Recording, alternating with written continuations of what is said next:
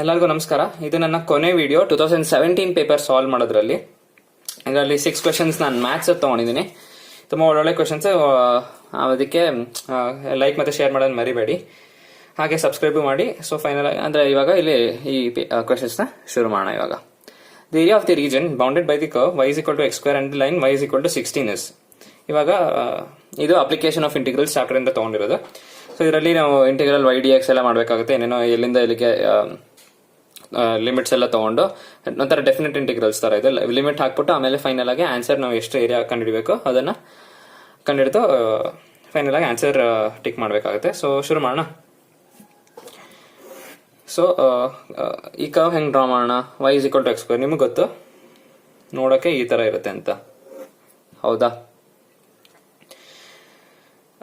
ನಮಗೆ ಲೈನ್ ಕೊಟ್ಟಿರೋದು y is equal to 16. So draw ಮಾಡ್ಬೇಕಾದ್ರೆ ಇಲ್ಲಿ ನಾವು 16 ತನಕ ಹಾಕೊಳೋಕೆ ನಮಗೆಲ್ಲ ಜಾಗ ಇರಲ್ಲ. ಸೊ ನಾವೇನ್ ಮಾಡೋಣ, 4, 8, 12, 16 ಅಲ್ಲಿ ತನಕ ಹಾಕಿರೋಣ. ಸೊ 16ಗೆ ಒಂದು ಲೈನ್ ಇದೆ ಇಲ್ಲಿ ಈ ತರ.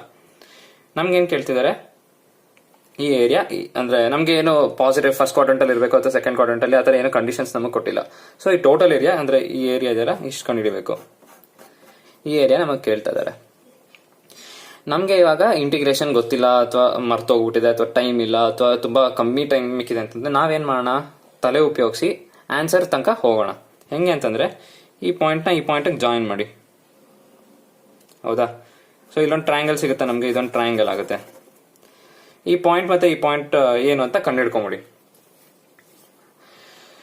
ಕಂಡಿಡಿದಾಗ ಇದು y is equal to 16 line, ಇದು y is equal to 16. ಇಲ್ಲಿ 16 ಹಾಕಿ ಇಲ್ಲಿ ಏನ್ ಬರುತ್ತೆ, 16 is equal to x square. So x is equal to plus or minus 4. So ಇದು -4, 16, ಇದು 4, 16, ಹೌದಾ? ಇದು 0, 0 ಈ ಪಾಯಿಂಟ್. ನಮ್ಗೆ ಏನ್ ಸಿಕ್ತು, ಒಂದು ಟ್ರಯಾಂಗಲ್ ಸಿಕ್ತು. ನಾವು ಇವಾಗ ಈ ಟ್ರಯಾಂಗಲ್ ಏರಿಯಾ ಕಂಡಿಡಿದ್ರೆ ಆಬ್ವಿಯಸ್ಲಿ ಈ ಏರಿಯಾ ಟ್ರಯಾಂಗಲ್ ಏರಿಯಾಗಿಂತ ಸ್ವಲ್ಪ ಜಾಸ್ತಿ ಇರಬೇಕು. ಬಿಕಾಸ್ ಇಷ್ಟು ಏರಿಯಾ ನಾವು ಬಿಟ್ಬಿಟ್ಟಿದೀವಿ, ಕೌಂಟ್ ಮಾಡಿಲ್ಲ ಇಷ್ಟು, ಅದು ನಾವು ತಗೋಬೇಕು. ನಾವು ಏನ್ ಮಾಡ್ತೀವಿ, ಇಂಟೆಲಿಜೆಂಟ್ ಆಗಿ ಬರೀ ಟ್ರಯಾಂಗಲ್ ಏರಿಯಾ ಕಂಡಿಡ್ತೀವಿ. Half into base into height. Base ಎಷ್ಟಪ್ಪ, ಇದು ಬೇಸ್. -4 ಇಂದ +4 ಹೋಗ್ಬೇಕಂದ್ರೆ ಎಷ್ಟು ಯೂನಿಟ್ಸ್ ಮುಂದೆ ಹೋಗ್ಬೇಕು, 8 ಯೂನಿಟ್ಸ್ ಮುಂದೆ ಹೋಗ್ಬೇಕು, ಹೌದಾ? Into height. ಹೈಟ್ ಎಷ್ಟು ಅವರೇ ಕೊಟ್ಟಿದ್ದಾರೆ, 16 ಅಂತ. y is equal to 16 line ತಾನೇ ನಾವು ಬರೀತಿರೋದು. ಸೊ ಇಂಟು 16 ಇದೆಷ್ಟಾಗುತ್ತೆ, 2 8 16, 8 8 64. ಸೊ ನಮ್ಮ ಏರಿಯಾ ಆಫ್ ದಿ ಟ್ರಯಾಂಗಲ್ 64. ಯಾವುದೇ ಆಪ್ಷನ್ 64ಗಿಂತ ಕಮ್ಮಿ ಇದ್ರೆ ಅದನ್ನ ಎಲಿಮಿನೇಟ್ ಮಾಡಿ. ಬಿಕಾಸ್ ಈ area of the bounded region is more than 64. ಇಷ್ಟು ಇನ್ನೂ ಬಿಟ್ಟಿದ್ವಿ, ಕೌಂಟೇ ಮಾಡಿಲ್ಲ.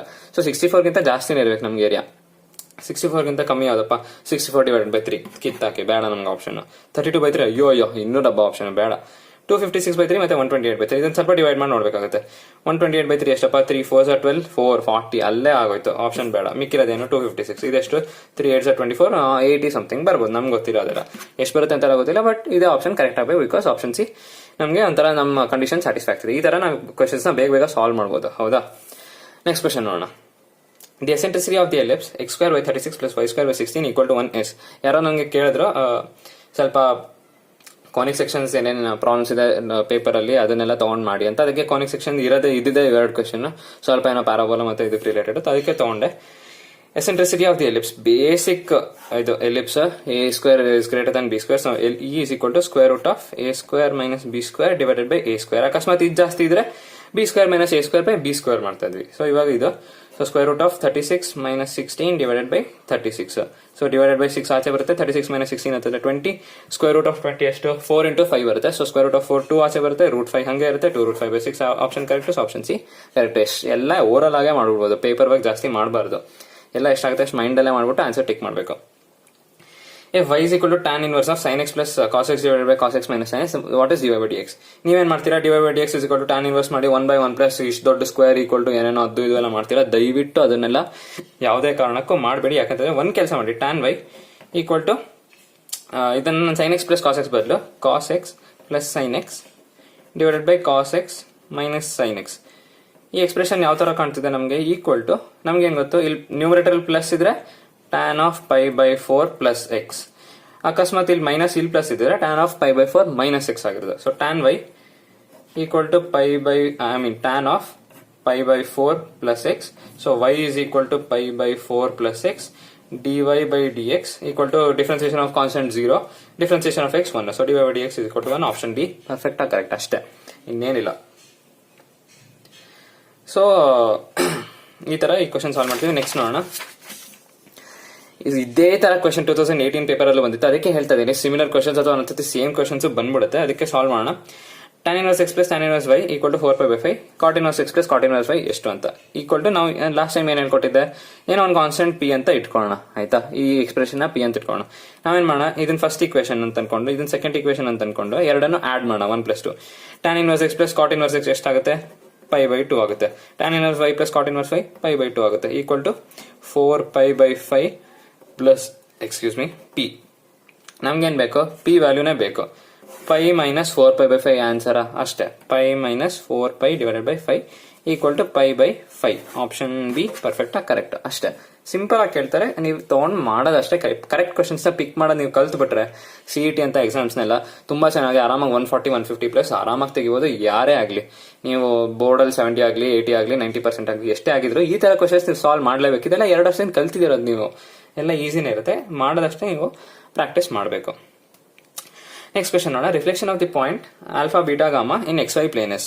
ನೀವು ಅಕಸ್ಮಾತ್ ಇಮ್ಯಾಜಿನ್ ಮಾಡ್ಕೋಬಹುದು ಅಂತಂದ್ರೆ, ಇದು ಈ ತರ ಆಕ್ಸಿಸ್ ಎಲ್ಲ ಡ್ರಾ ಮಾಡಿ, ಇದು X, ಇದು Y, ಇದು Z ಮಾಡೋಣ. ಇದನ್ನ ನೆಗೆಟಿವ್ Z ಅಂತ ಅನ್ಕೋಣ. ಹಿಂದೆ ಡಾಟೆಡ್ ಲೈನ್ಸ್ ಅಲ್ಲಿ ಬರ್ತಿದ್ದೀನಿ. ಯಾವ್ದೋ ಒಂದು point x alpha beta gamma ಇಲ್ಲೆಲ್ಲೋ ಸ್ಪೇಸ್ ಅಲ್ಲೆಲ್ಲೋ ಇದೆ ಅಂತ ಅನ್ಕೊಳ್ಳಿ. ಹಿಂದೆ XY ಪ್ಲೇನ್ ಅಂತಂದ್ರೆ ಪ್ಲೇನ್ ಹಿಂಗಿದೆ, ಈ ಪ್ಲೇನ್ ಇದು XY ಪ್ಲೇನ್ ಹೌದಾ. ಇಮ್ಯಾಜಿನ್ ಮಾಡ್ಕೊಳ್ಳಿ, ಇದು ಹಿಂದೆ ಇದೆ, ಅದ್ರ ಹಿಂದೆ ನೆಗೆಟಿವ್ Z ಇದು ನೆಗೆಟಿವ್ Z. ಇದರದ ರಿಫ್ಲೆಕ್ಷನ್ ಬೇಕು. ಇಲ್ಲಿ ಸ್ಪೇಸ್ ಅಲ್ಲಿ ಅಂದ್ರೆ ಫಸ್ಟ್ ಆಕ್ಟೆಂಟ್ ಅಲ್ಲಿ ಒಂದಿದ್ರೆ ಅದರ ರಿಫ್ಲೆಕ್ಷನ್ ಅಲ್ಲಿ ಸೆಕೆಂಡ್ ಆಕ್ಟೆಂಟ್ ಹಿಂದೆ ಬರುತ್ತಲ್ವಾ. ಸೊ ಅದ್ರದ್ದು ಏನಿರುತ್ತೆ, ಆಲ್ಫಾ ಬೀಟಾ ಮೈನಸ್ ಗಾಮಾ ಇರುತ್ತೆ ಹೌದಾ. ಬಿಕಾಸ್ ಜಸ್ಟ್ ಇಲ್ಲೇನಿದೆ ಅದನ್ನ ಅಲ್ಲೇ ಬರಿತೀವಿ, ಬಟ್ ಓನ್ಲಿ ಡಿಫರೆನ್ಸಸ್ ಈ ಕಡೆ ಮುಂದೆ ಬರೋದ್ಬಿಟ್ಟು ಹಿಂದೆ ಹೋಗಿರ್ತೀವಿ ಅಷ್ಟೇ. So alpha beta minus gamma should be are correct answer option C. ನಿಮ್ಗೆ ಇಷ್ಟು ಯೋಚನೆ ಮಾಡಕ್ ಆಗ್ತಿಲ್ಲ, ಇಮ್ಯಾಜಿನ್ ಮಾಡಕ್ ಕಷ್ಟ ಆಗ್ತಿದೆ, ಒಂಥರ ಎಕ್ಸಾಮ್ ಪ್ರೆಷರ್ ಅಲ್ಲಿ ಒಂಥರ ನಿಮ್ಗೆ ಏನೋ ಯೋಚನೆ ಮಾಡಕ್ ಆಗ್ತಿಲ್ಲ, ಅವಾಗೆಲ್ಲ ಏನ್ ಮಾಡೋದು, ಅದನ್ನ ಇವಾಗ ಹೇಳಕ್ ನಾನು ಈ ಕ್ವಶನ್ ತಗೊಂಡಿರೋದು. ನಮ್ಗೆ ಏನಪ್ಪ ಗೊತ್ತು, ಇಲ್ಲೊಂದು ಪಾಯಿಂಟ್ ಕನ್ಸಿಡರ್ ಮಾಡಿ ನೀವು ಆಯ್ತಾ. ಅಥವಾ ಫಸ್ಟ್ ಅದು ಬೇಡ, ಆಪ್ಷನ್ ಎಲಿಮಿನೇಷನ್ ಮಾಡಕ್ಕೆ ಈ ಪ್ಲೇನ್ ಅಲ್ಲಿ ಅಂದ್ರೆ XY ಪ್ಲೇನ್ ಅಲ್ಲಿ ಒಂದು ಪಾಯಿಂಟ್ ತಗೊಳ್ಳಿ, 1,0 ತಗೋಣ. 1,0,0 ಹೌದಾ. ಈ ಪಾಯಿಂಟ್ ಇದು X ಲೈನ್ ಮೇಲೆ ಇದೆ. 1,0,0 ಇದು ರಿಫ್ಲೆಕ್ಷನ್ XY ಪ್ಲೇನ್ ಎಷ್ಟು ಪ್ಲೇನ್ ಅಲ್ಲೇ ಇದ್ರೆ ಅದು ರಿಫ್ಲೆಕ್ಷನ್ ಅದೇ ಪಾಯಿಂಟ್ ತಾನೆ, ಏನು ಡಿಫ್ರೆನ್ಸ್ ಇರಲ್ಲ. So plane if a point exist on the plane, its reflection is the same point because there is no distance between the plane and the point. So alpha beta ಅಂದ್ರೆ ಇದನ್ನ ನಾವು ಇಲ್ಲಿ substitute ಮಾಡಿದ್ರೆ ನಮ್ಗೆ 1,0,0 ಬರಬೇಕು. ಇಲ್ಲಿ substitute ಮಾಡಕ್ಕಾಗುತ್ತೆ 1,0,0 ಬರ್ಬೇಕು ನಮ್ಗೆ. ಆದ್ರೆ ಇಲ್ಲಿ 1 ಬದಲು 0 ಹಾಕಿದೆ, ತಪ್ಪು ಆಪ್ಷನ್, ಅಲ್ಲೇ ಒಂದು ಎಲಿಮಿನೇಟ್ ಆಯ್ತು. ಇಲ್ಲೇ ಹಾಕೋಣ, -1,0,0 ಬರುತ್ತೆ, ತಪ್ಪು, ಬಿಕಾಸ್ ನಮ್ಗೆ 1,0,0 ಬೇಕು ಆಯ್ತಾ. ನೆಕ್ಸ್ಟ್ ಏನಪ್ಪಾ, ಇಲ್ಲಿ ಹಾಕೋಣ 1,0,0 ಇದು ಕರೆಕ್ಟ್ ಆಗಬಹುದು. ಸೊ 2 ಆಪ್ಷನ್ ಅಂತೂ ಎಲಿಮಿನೇಟ್ ಆಯ್ತು. 3ನೇ ಆಪ್ಷನ್ ತಗೊಳ್ಳಿ. ಈ ತರ ಆದಾಗ ಈ ಪಾಯಿಂಟ್ ಕನ್ಸಿಡರ್ ಮಾಡಿ, ಇದೇನು 0,0,1 ಹೌದಾ. ಬರೀ Z ಕೋಆರ್ಡಿನೇಟ್ ಮಾತ್ರ ವ್ಯಾಲ್ಯೂ ಇದೆ, ಇದನ್ನ ಸಬ್ಸ್ಟಿಟ್ಯೂಟ್ ಮಾಡಿ 0,0. ಇದರದ್ದು ರಿಫ್ಲೆಕ್ಷನ್ ಇಲ್ಲಿ ಬರಬೇಕು ಅಂತ ಗೊತ್ತು. ಪ್ಲೇನ್ ಹಿಂಗಿದೆ ಅಂತಂದ್ರೆ ಪ್ಲೇನ್ ಇಲ್ಲಿದೆ, ಇಲ್ಲಿ ಪಾಯಿಂಟ್ ಇದ್ಮೇಲೆ ಆ ಕಡೆ ಈ ರಿಫ್ಲೆಕ್ಷನ್ ಅಂತಂದ್ರೆ ಈ ಕಡೆ ಬರ್ಬೇಕು ತಾನೆ. ಸೊ ಅದ್ರದ್ದು 0,0, -1 ಬರ್ಬೇಕು, ಇದು -1. ಸೊ ಆಪ್ಷನ್ ಸಿ ಕರೆಕ್ಟ್ ಆಗುತ್ತೆ, ಇದು ಮತ್ತೆ ತಪ್ಪಾಗುತ್ತೆ. ಆ ತರ ಮಾಡ್ಕೊಂಡು ನೀವು ಈ ಆಲ್ಫಾ ಬೀಟಾ 0 ಅಂತಂದ್ರೆ 0,0 ಆಗುತ್ತೆ. ಅದು ಇದು ರಿಫ್ಲೆಕ್ಷನ್ ಒರಿಜಿನ್ ಅಂತೂ ಅಲ್ಲ, ಈ ಕಡೆ ಎಲ್ಲ ಬರಬೇಕು. ಸೊ ಅದಕ್ಕೆ ಆ ತರ ವ್ಯಾಲ್ಯೂಸ್ ಎಲ್ಲ ಸಬ್ಸ್ಟಿಟ್ಯೂಟ್ ಮಾಡಿ ನೀವು ಕರೆಕ್ಟ್ ಆನ್ಸರ್ಗೆ ತಗೊಂಡ್ಬರಬಹುದು. ಲಾಸ್ಟ್ ಕ್ವಶನ್ ನೋಡೋಣ. The distance of the point -2, 4,5 from the line, ಇದ್ಯಾವುದೋ ಲೈನ್ ಕೊಟ್ಟಿದ್ದಾರೆ ಇಸ್. ಇವಾಗ ಒಂದು ಲೈನ್ ಇದೆ ಅಂತ ಅನ್ಕೊಳ್ಳಿ, ಪಾಯಿಂಟ್ ಇಲ್ಲಿದೆ. ನಿಮ್ಗೆ ಡಿಸ್ಟೆನ್ಸ್ ಅಂದ್ರೆ ಲೈನ್ ಟು ಪಾಯಿಂಟ್ ನಿಮ್ಗೆ ಡಿಸ್ಟೆನ್ಸ್ ಕಂಡಿಡಿಯಕ್ಕೆ ನಿಮ್ಗೆ ಗೊತ್ತಿಲ್ಲ, ಆ ತರ ಯಾವ್ದು ಸ್ಪೆಷಲ್ ಆಗಿ ಫಾರ್ಮುಲಾ ಇಲ್ಲ. ನಮ್ಗೆ ಪರ್ಪೆಂಡಿಕ್ಯುಲರ್ ಡಿಸ್ಟೆನ್ಸ್ ಬೇಕು ಇದಕ್ಕೆ. ನಿಮ್ಗೆ ಈ ಪಾಯಿಂಟ್ ಗೊತ್ತಾ ಲೈನ್ ಮೇಲೆ ಇದು ಎಲ್ಲಿಗೆ ಹೋಗ್ತಿದೆ ಅಂತ ಗೊತ್ತಿಲ್ಲ. ಇದು ಯಾವ್ದು 2, 4, -5. ಆದ್ರೆ ಈ ಲೈನ್ದು ನಮ್ಗೆ ಡೈರೆಕ್ಷನ್ ರೇಷಿಯೋ ಗೊತ್ತಿದೆ ಹೌದಾ. ನಾವ್ ಹೆಂಗ್ ಸಾಲ್ವ್ ಮಾಡ್ಬೇಕಂತಂದ್ರೆ, we have to find a point. ಅಂದ್ರೆ ಒಂದು ಪಾಯಿಂಟ್ ಇದ್ರ ಮೇಲೆ ಕಂಡು ಹಿಡಿದು such that it is perpendicular. ನಮ್ಗೆ ಈ ಡಿಸ್ಟೆನ್ಸ್ ಯಾವ್ದು ಎಷ್ಟೊಂದು ಪಾಯಿಂಟ್ಸ್ ಇದೆ ಇಲ್ಲಿ, ಯಾವ್ದಾದ್ರು ಕಂಡುಹಿಡಬೇಕು. ನಾವು ಕೇಳೋದು ಯೂಶಲಿ ಡಿಸ್ಟೆನ್ಸ್ ಪರ್ಪೆಂಡಿಕ್ಯುಲರ್ ಡಿಸ್ಟೆನ್ಸ್. ಆದ್ರೆ ನಮ್ಗೆ ಈ ಪಾಯಿಂಟ್ ಗೊತ್ತಿಲ್ಲ. ಪಾಯಿಂಟ್ ಹೆಂಗ್ ಕಂಡುಹಿಡಿಯೋದು, ನಮ್ಗೇನ್ ಗೊತ್ತು, ಈ ಲೈನ್ ಡೈರೆಕ್ಷನ್ ರೇಷಿಯೋ ಮತ್ತೆ ಈ ಲೈನ್ ಡೈರೆಕ್ಷನ್ ರೇಷಿಯೋ ಎರಡು ಪರ್ಪೆಂಡಿಕ್ಯುಲರ್ ಟು ಈಚ್ ಅದರ್ ಆಗುತ್ತೆ. ಇದರದ್ದು A1 B1 C1 ಅಂತ ಅನ್ಕೊಂಡ್ರೆ ಡೈರೆಕ್ಷನ್ ರೇಷಿಯೋ. ಆಮೇಲೆ ಇದರದ್ದು ಇಲ್ಲೊಂದು ಲೈನ್ ಅಕಸ್ಮಾತ್ ನಾವು ಫಾರ್ಮ್ ಮಾಡಿದ್ರೆ ಇದು ಮತ್ತೆ ಈ ಪಾಯಿಂಟ್ಗೆ, ಇದರದ್ದು A2 B2 C2 ಅಂತ ಅನ್ಕೊಂಡ್ರೆ direction ratios A1 A2 plus B1 B2 plus C1 C2 0 ಆಗುತ್ತೆ. ಸೊ ಅವಾಗ ನಮ್ಗೆ ಈ ಪಾಯಿಂಟ್ ಸಿಗಬಹುದು. ಆ ತರ ಆ ಸ್ವಲ್ಪ ಕಾನ್ಸೆಪ್ಟ್ ಯೂಸ್ ಮಾಡ್ಕೊಂಡು ಈ ಕ್ವಶನ್ ನ ಸಾಲ್ವ್ ಮಾಡೋಣ. Any general point on this line ಹೆಂಗೆ ಕಂಡುಹಿಡಿಯೋದು, ಇದೆಲ್ಲ ಈಕ್ವಲ್ ಟು ಅಂತಂದ್ಮೇಲೆ ಇದಕ್ಕೊಂದು ಕಾನ್ಸ್ಟೆಂಟ್ ಈಕ್ವಲ್ ಟು ಲ್ಯಾಂಬ್ಡಾ ಅಂತ ಹಾಕೋಣ. So x equal to coordinates ಕಂಡುಹಿಡಿದ್ರೆ 3 ಲ್ಯಾಂಬ್ಡಾ ಮೈನಸ್ 3 ಆಗುತ್ತಾ, ಇದು ಲ್ಯಾಂಬ್ಡಾಗೆ ಇಲ್ಲಿ ಮಲ್ಟಿಪ್ಲೈ ಮಾಡಿ ಆಮೇಲೆ 3ನ ಆ ಕಡೆ ಕಳಿಸಿ. So 3 lambda minus 3, 5 lambda plus 4, 6 lambda minus 8. ಹೌದಾ, ಇದು ನಮ್ಮ ಪಾಯಿಂಟ್. ನಾವೇನ್ ಮಾಡ್ತೀವಿ, ಈ ಪಾಯಿಂಟ್ ಎಲ್ಲಿ ಬೇಕಾದ್ರೂ ಇರ್ಬೋದು ಇಡೀ ಲೈನಲ್ಲಿ. ನಾವು ಇಂಟೆಲಿಜೆಂಟ್ ಆಗಿ ನಾವು ವಿಲ್ ಅಸ್ಯೂಮ್ ದಟ್ ಈ ಪಾಯಿಂಟ್ ಇದೆ, ನಮ್ಗೆ ಈ ಪಾಯಿಂಟ್ ಬೇಕಾಗುತ್ತಲ್ಲ, ಇದು ಯಾವ್ದೋ ಒಂದು ಪರ್ಪೆಂಡಿಕ್ಯುಲರ್ ಆಗಿದೆಯಲ್ಲ, ಇದೇ ಪಾಯಿಂಟ್ ನ ಇದು ಅಂತ ನಾವು ಅಸ್ಯೂಮ್ ಮಾಡೋಣ. ಅಸ್ಯೂಮ್ ಮಾಡಿದಾಗ ಇದರ ಡೈರೆಕ್ಷನ್ ರೇಷಿಯೋಸ್ ಕಂಡು ನಾವು ಇವಾಗ ಇದು ಪಾಯಿಂಟ್ ಎ ಇದು ಪಾಯಿಂಟ್ ಬಿ ಅಂತಂದ್ರೆ direction ratio of A B ಮತ್ತೆ direction ratio of L should be perpendicular to each other. ಆಮೇಲೆ ಆ ಕಂಡೀಷನ್ ಸ್ಯಾಟಿಸ್ಫೈ ಮಾಡೋಣ. ಸೊ ಕಂಡಿಡಿದ್ರೆ 3 ಲ್ಯಾಂಬ್ಡಾ ಇದನ್ನ ಇದಕ್ಕೆ ಸಬ್ಟ್ರಾಕ್ಟ್ ಮಾಡ್ಕೊಂಡು ಹೋಗ್ಬೇಕು. ಡೈರೆಕ್ಷನ್ ರೇಷಿಯೋಸ್ ಕಂಡಿಡ್ಬೇಕಂದ್ರೆ 3 lambda minus 3 minus of minus 2 ಅಂತಂದ್ರೆ 3 lambda minus 1, 5 lambda plus 4 minus 4 ಅಂತಂದ್ರೆ 5 lambda, 6 lambda minus 8 minus of minus 5 ಅಂತಂದ್ರೆ 6 ಲ್ಯಾಂಬ್ಡಾ ಮೈನಸ್ 3 ನಮ್ಮ ಡೈರೆಕ್ಷನ್ ರೇಷಿಯೋ ಆಗುತ್ತೆ. ಹೌದಾ, ಸೊ ಇದನ್ನ ಇವಾಗ ಈ condition a1 b1 plus a2 b2 ಅದನ್ನ sorry a1 a2 plus b1 b2 plus e1 c2 equal to 0 ಮಾಡೋಣ. ಇದರ ಡೈರೆಕ್ಷನ್ ರೇಷಿಯೋಸ್ ಏನಪ್ಪ, 3, 5, 6 ಇದೆಲ್ಲ ಡೈರೆಕ್ಷನ್ ರೇಷಿಯೋಸ್. ಹೌದಾ, ಸೊ 3, 5, 6 ಇದನ್ನ ಇದಕ್ಕೆ ಮಲ್ಟಿಪ್ಲೈ, ಇದನ್ನ ಇದಕ್ಕೆ ಮಲ್ಟಿಪ್ಲೈ, ಇದನ್ನ ಇದಕ್ಕೆ ಮಲ್ಟಿಪ್ಲೈ ಮಾಡೋಣ. 3 ಲ್ಯಾಂಬ್ಡಾ, ಸೊ ಇದು sorry 9 lambda minus 3 plus 25 lambda plus 36 lambda minus 18 equal to 0. So 25 plus 36 is to 56, 61, 70 lambda minus 3 minus 18 and minus 21 is equal to 0. So equal to 21. Lambda equal to 7 tens are 7 threes. So lambda equal to 3 by 10.